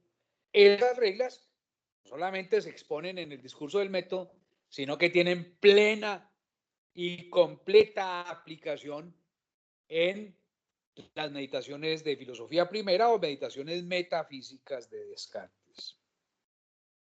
Las 4 reglas, repito, que sintetizan las 21, pues son muy precisas. La primera, que es hasta muy elemental, y que yo les diría, apreciados jóvenes, que son como útiles casi para todo en la vida. Hola, no dar nada por cierto en la vida. Es una regla extraordinaria. Esta es la misma de la duda metódica. Y es como que dice el punto de partida para, en síntesis, filosofar. No dar nada por cierto en la vida. Eso a veces se vuelve hasta una expresión coloquial. Por ejemplo, dicen los españoles, piensa mal y acertarás. Bueno, eso es como una desconfianza, lo de los españoles, como una actitud maliciosa frente al otro. Pero el no dar nada por cierto en la vida es que pues, los sentidos nos engañan, que nuestras teorías, Descartes critica muy fuertemente en el discurso del método la que él llama la lógica de Lulio, Raimundo Lulio, que según Descartes servía más para aparentar sabiduría que para investigar la verdad, que en el fondo pues es como la expresión de la lógica medieval sistematizada, pues la lógica medieval por Lulio, quien incluso llegó a desarrollar como una máquina de cálculo de predicados, una maquinita que incluso pues todavía funciona y hay simulacros o hay copias para que la gente la manipule, por ejemplo, en Mallorca, en la Universidad de Islas Baleares, que se llama así, Raimundo Lulio. Ahí está lo que Descartes empieza criticando, que la lógica se ha vuelto ergotista, o mejor dicho, busca el enlace y la conclusión por el ergo, ergo sum, pero para eso hay previamente el uso de la premisa mayor, de la premisa menor, de la conclusión, que son donde aplicaría el ergo. Ahora, Descartes hace una gran sistematización, decía, de las reglas. La primera es, no da nada por cierto en la vida. Entonces, dudemos incluso de la propia lógica, como él lo está haciendo de la de Lulio en su tiempo, y que a nosotros nos obligaría, si somos consecuentemente filósofos, Descartes decía que para ser filósofos, eso está muy claro en las reglas, perdón, en las meditaciones metafísicas o meditaciones de filosofía primera, Descartes dice que hay que ponerlo todo en duda al menos una vez en la vida. Oiga, que lo mejor es la democracia, a ver, pongámoslo en duda. O cuando era un ambiente totalmente monárquico, tiránico, etcétera, hay que ponerlo en duda. ¿Será que esta es la mejor forma de gobierno? O si quieren ustedes, filosóficamente, exoneraron, no, liberaron al señor Uribe. Tenemos que dudar. ¿Será que hay suficiente evidencia de que el señor no se va a volar, no va a incidir negativamente en los jurados, en las pruebas, en el proceso judicial? Hay que ponerlo en duda. Y así sucesivamente. El estado actual de la ciencia nos ofrece evidencias, nos ofrece tecnología, pero de verdad estas tecnologías solucionan los problemas tal como lo estábamos esperando. Pongan ustedes por caso, claro que para moverse de un sitio a otro, pues es fabuloso que haya carros, pero ya poner 1 millón de carros o no sé cuántos carros en una ciudad como Bogotá, pues es una fuente de contaminación. Entonces tenemos que poner en duda de si esta es la mejor manera de solucionar el problema del transporte masivo. Hay que ponerlo todo en duda. Descartes dice, por lo menos una vez en la vida. Y lo expresa como la primera regla del método. Repito, no dar nada por cierto en la vida. Y otra regla que es fabulosa. La regla es dividir una pregunta o una cuestión en sus elementos. Por ejemplo, si uno se pregunta muy a la Patochka, ¿qué es el mundo de la vida? Pues tiene que preguntarse, por un lado, ¿qué es mundo y qué es vida? Y si se pueden enlazar y cómo se enlaza, y si es que hay mundos que no son de la vida, etcétera. Pero hay que dividir cada pregunta, cada cuestión en sus elementos, como quien dice, es la regla de oro de, diríamos, la investigación, que en el fondo es la que conduce o la que lleva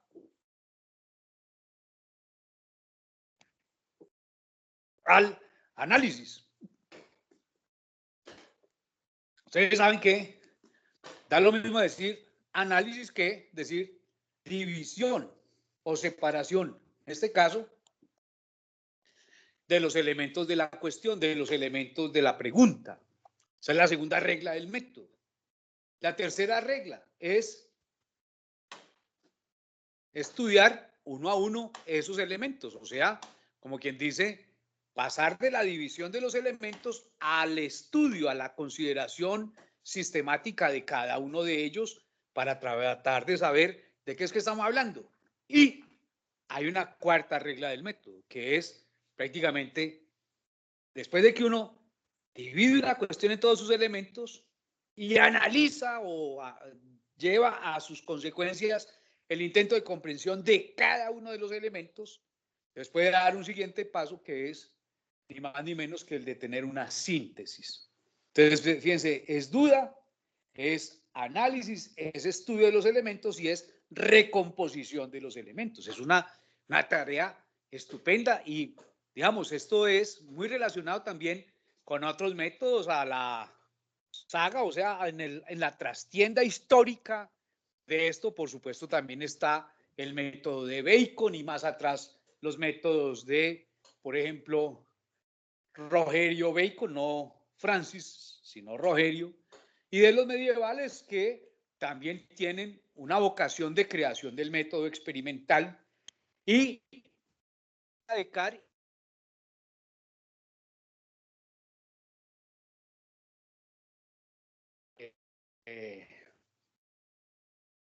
estas 4 reglas que les estoy diciendo. También puede decir que el discurso del método es un primer manifiesto de la ciencia moderna.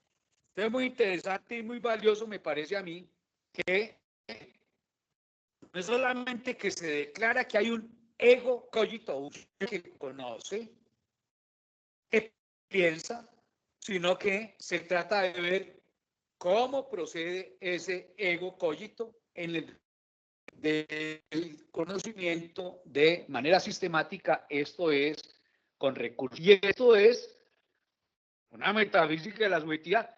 A veces usan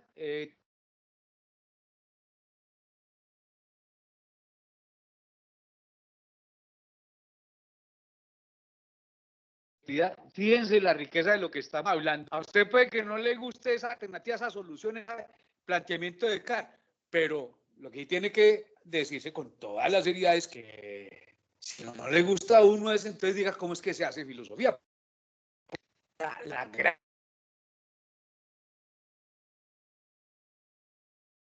pues una de las cosas que tenemos que asegurar Profe, tiene qué que pena. Se le está escuchando entrecortado. valerse del tiene que porque esto es la condición que yo investigo.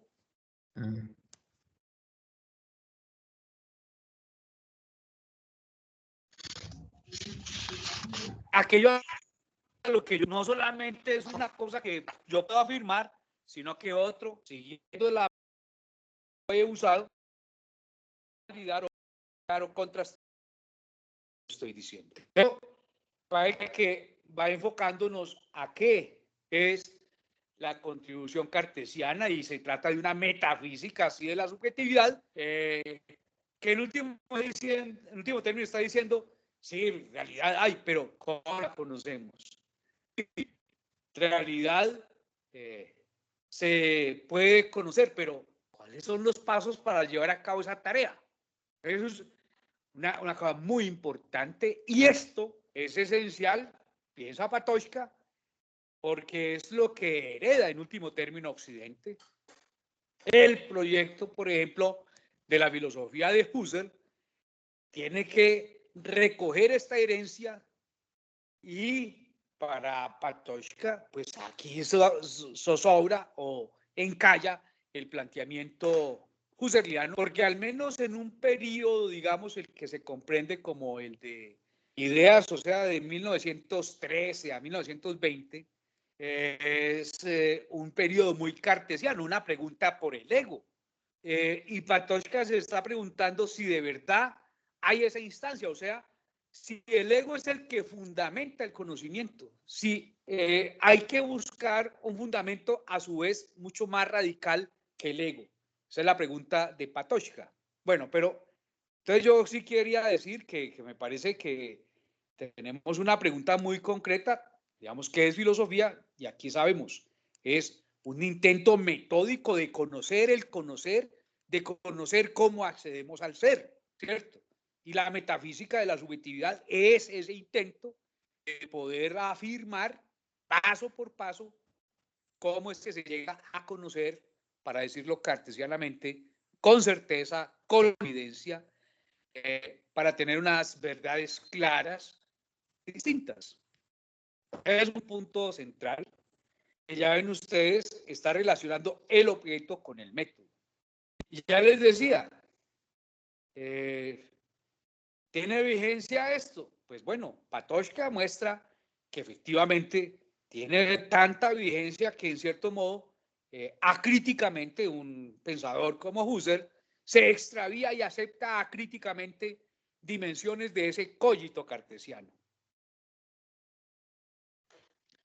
Pero no solamente hay una vigencia de la metafísica cartesiana, también hay que hacerlo muy enfáticamente visible.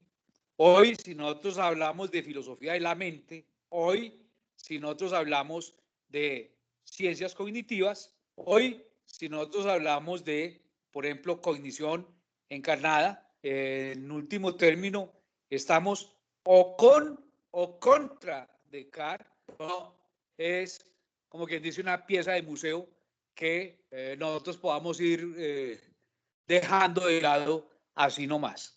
Bien, hasta acá una intervención comentando pues todo lo que estaba en discusión en la relatoría. Les puedo escuchar comentarios y empezamos a mirar qué viene de nuestra próxima sesión. Escucho.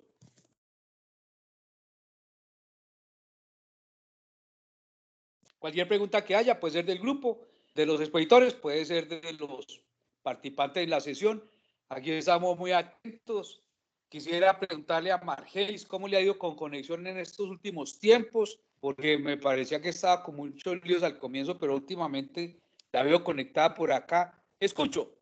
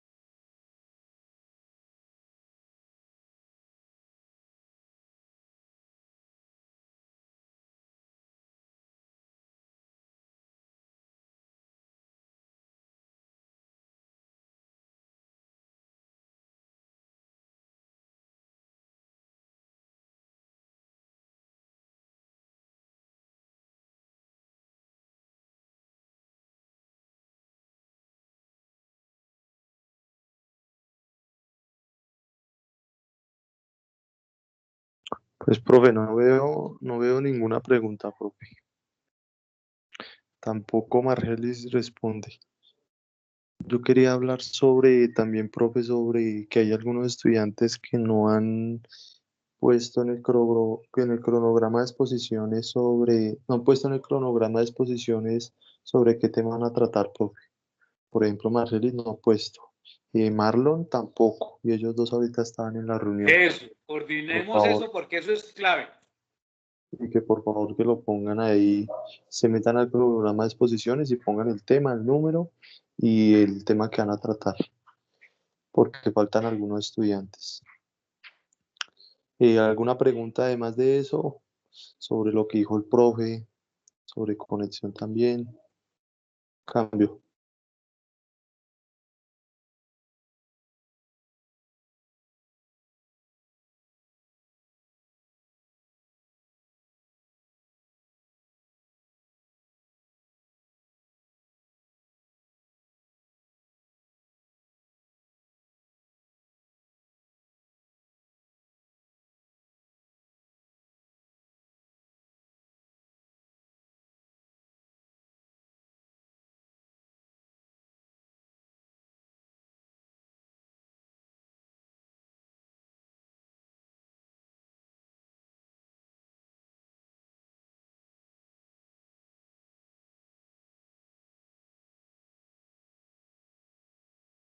Bueno, Cristian Camilo, entonces vaya diciendo quién es o asigne.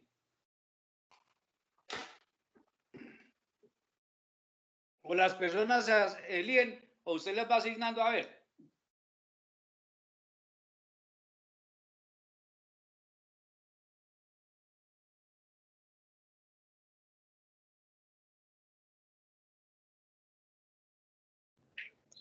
Sí, profe, pues serían los que hicieron la ponencia hoy entonces. Que comiencen ellos, los que hicieron la exposición.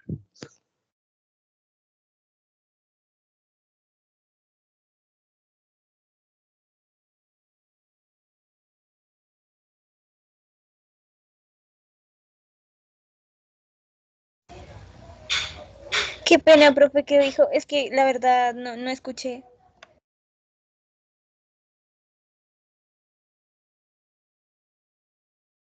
Primer punto, si hay alguna pregunta, comentario sobre lo que también presenté, complementando lo que han dicho los compañeros.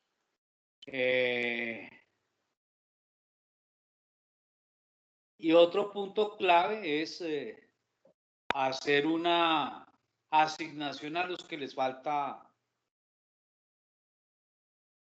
esa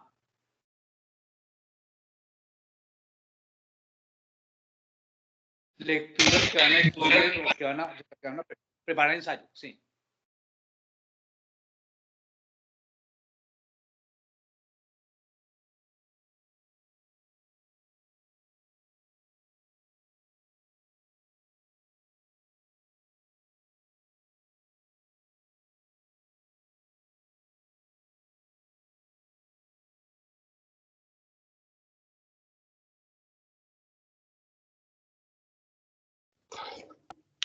No, no tiene como que preguntas, quedó como que claro, profe.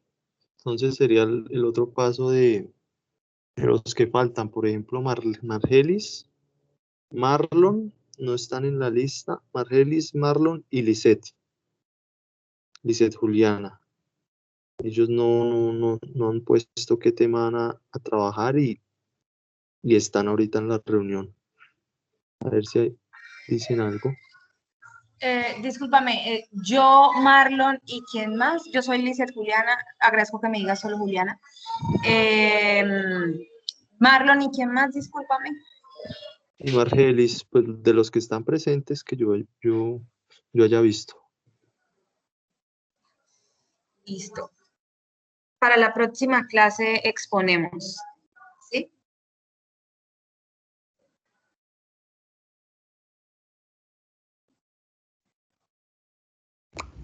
No, digamos que aquí en Teams hay una lista de los temas que hay y ahí cada uno escoge un tema.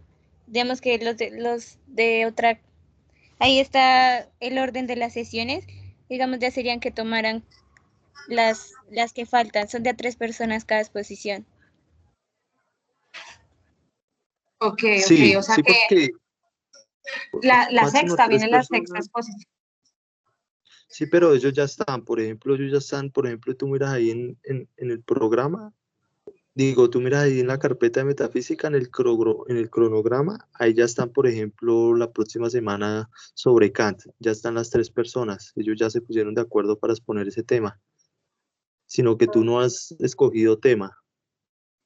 Ok, Falta, listo, y voy tampoco a... Marrel Marlon, hay varios que no, para que tengan claro eso, que tienen que escoger tema y pues la semana que les corresponde exponerlo y entregar el escrito y después modificarlas, hacer las modificaciones respectivas y ya, para la ok. calificación.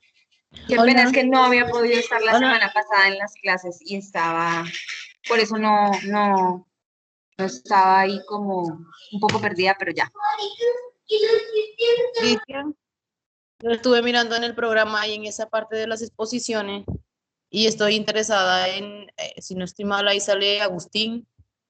¿Todavía está disponible esa de pronto? ¿Tema de ese autor?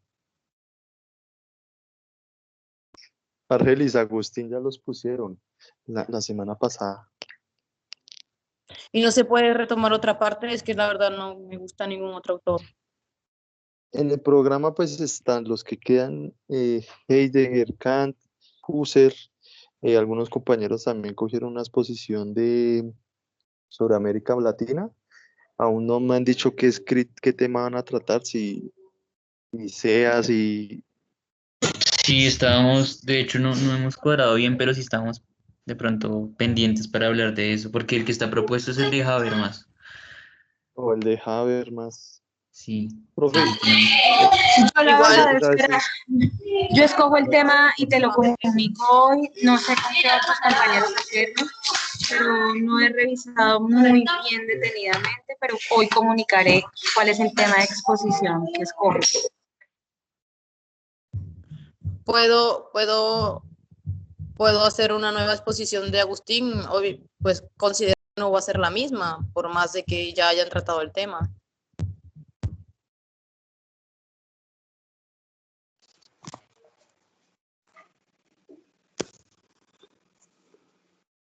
Mayerlis y demás compañeros, si alguien coge un tema que ya, de un autor que ya hemos estudiado, puede hacer el ensayo, se lo leemos, le hacemos asesoría, lo entrega, pero no tendríamos chance de presentarlo a la comunidad.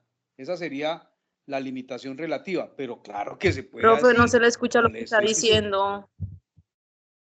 Vuelvo y explico que efectivamente si se toma un autor que ya hemos estudiado, ¿me oyen? Sí, está claro esta vez. Eso, pues ya no podríamos devolvernos, pero ya podemos es recibirle el trabajo, hacerle asesoría y volver a recibir una versión más terminada.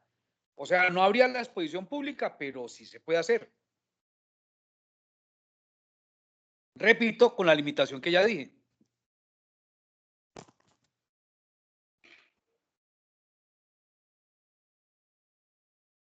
O sea, no habría exposición del trabajo, solo se entregaría lo manual. Sí, sí, Se entregaría y nosotros le haríamos asesoría personalmente sí, al estudiante o al grupo de estudiantes para ese caso. Bien, bien, yo estoy de acuerdo Pero con obviamente esa pues, parte, profe, la verdad. nos importa mucho que hagan exposición porque eso es parte de la formación de profesor, ¿no?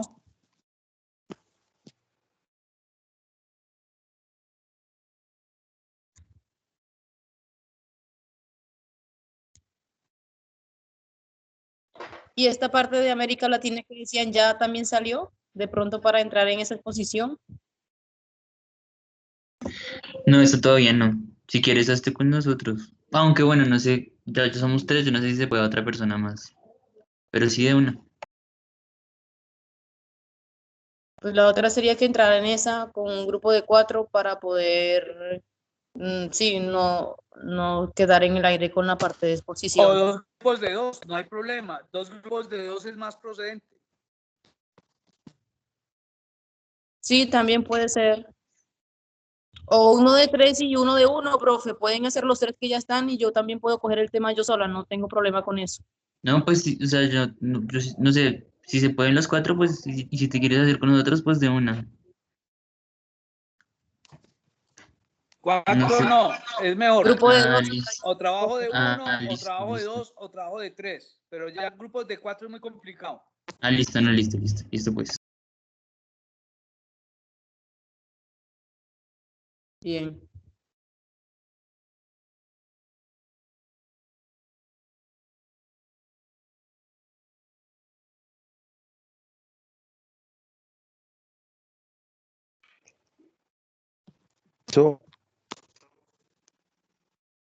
Bueno, entonces quedamos pendientes en la próxima sesión. Entonces trabajamos el quinto escrito de Patočka. Les recuerdo el título. Se llama sobre la necesidad. Estábamos hablando de la posibilidad antes de una fenomenología asubjetiva. Ahora viene el tema de la exigencia, de la necesidad, de la exigencia. El escrito se llama El subjetivismo de la fenomenología husserliana y la exigencia de una fenomenología asubjetiva, que va entre la página 113 y la página 135. O sea, es cosa de 22 páginas. Obviamente, en la medida que ustedes tengan leído el texto de Patočka, la lección será más amable, más fácil de seguir por ustedes. Como ustedes saben, pues es un esfuerzo el de hacer las lecciones justamente para ir respondiendo a las preguntas sistemáticamente y haciendo los enlaces que requerimos tanto con el planteamiento, digamos, de la metafísica en esas 3 preguntas, o sea, sus objetos, su método, su vigencia, como en relación con su historicidad. En la próxima lección, o sea, la del jueves, les repito, espero que tengan leído el texto y obviamente vamos a tener una gran posibilidad de mirar la relación con particularmente Platón, Aristóteles, los medievales que le llegan a Descartes y Bolzano Brentano. Entonces eso es como el camino, ¿no?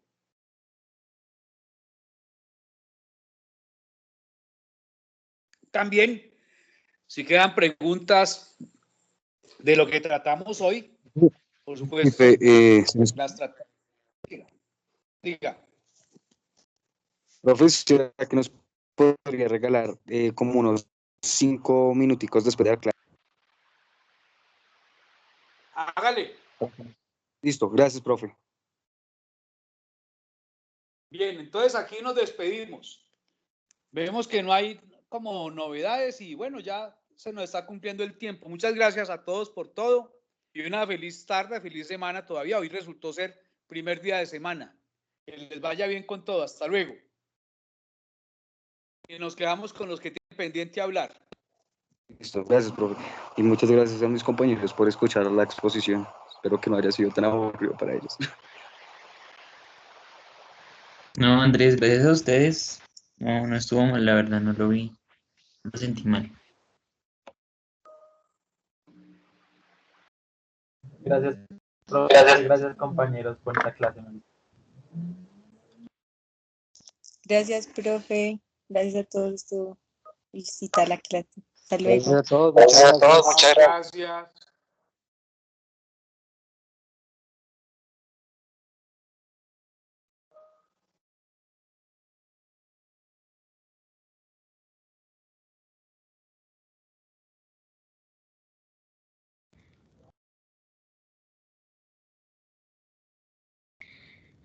Bueno, profe, yo quisiera hacerle un comentario, aunque pues me da algo de miedo decirlo, pero creo que es prudente porque, bueno, yo siento que faltó algo de apoyo por parte del equipo docente. Es decir, o sea, siento como que ustedes están allá y nosotros estamos aquí. Puesto que en reiteradas ocasiones intentamos comunicarnos con usted y no fue posible, no recibimos ninguna respuesta ni por parte suya ni de su equipo. Y bueno, y si bien si Cristian nos respondía, nos decía que estaba intentando comunicarse con usted.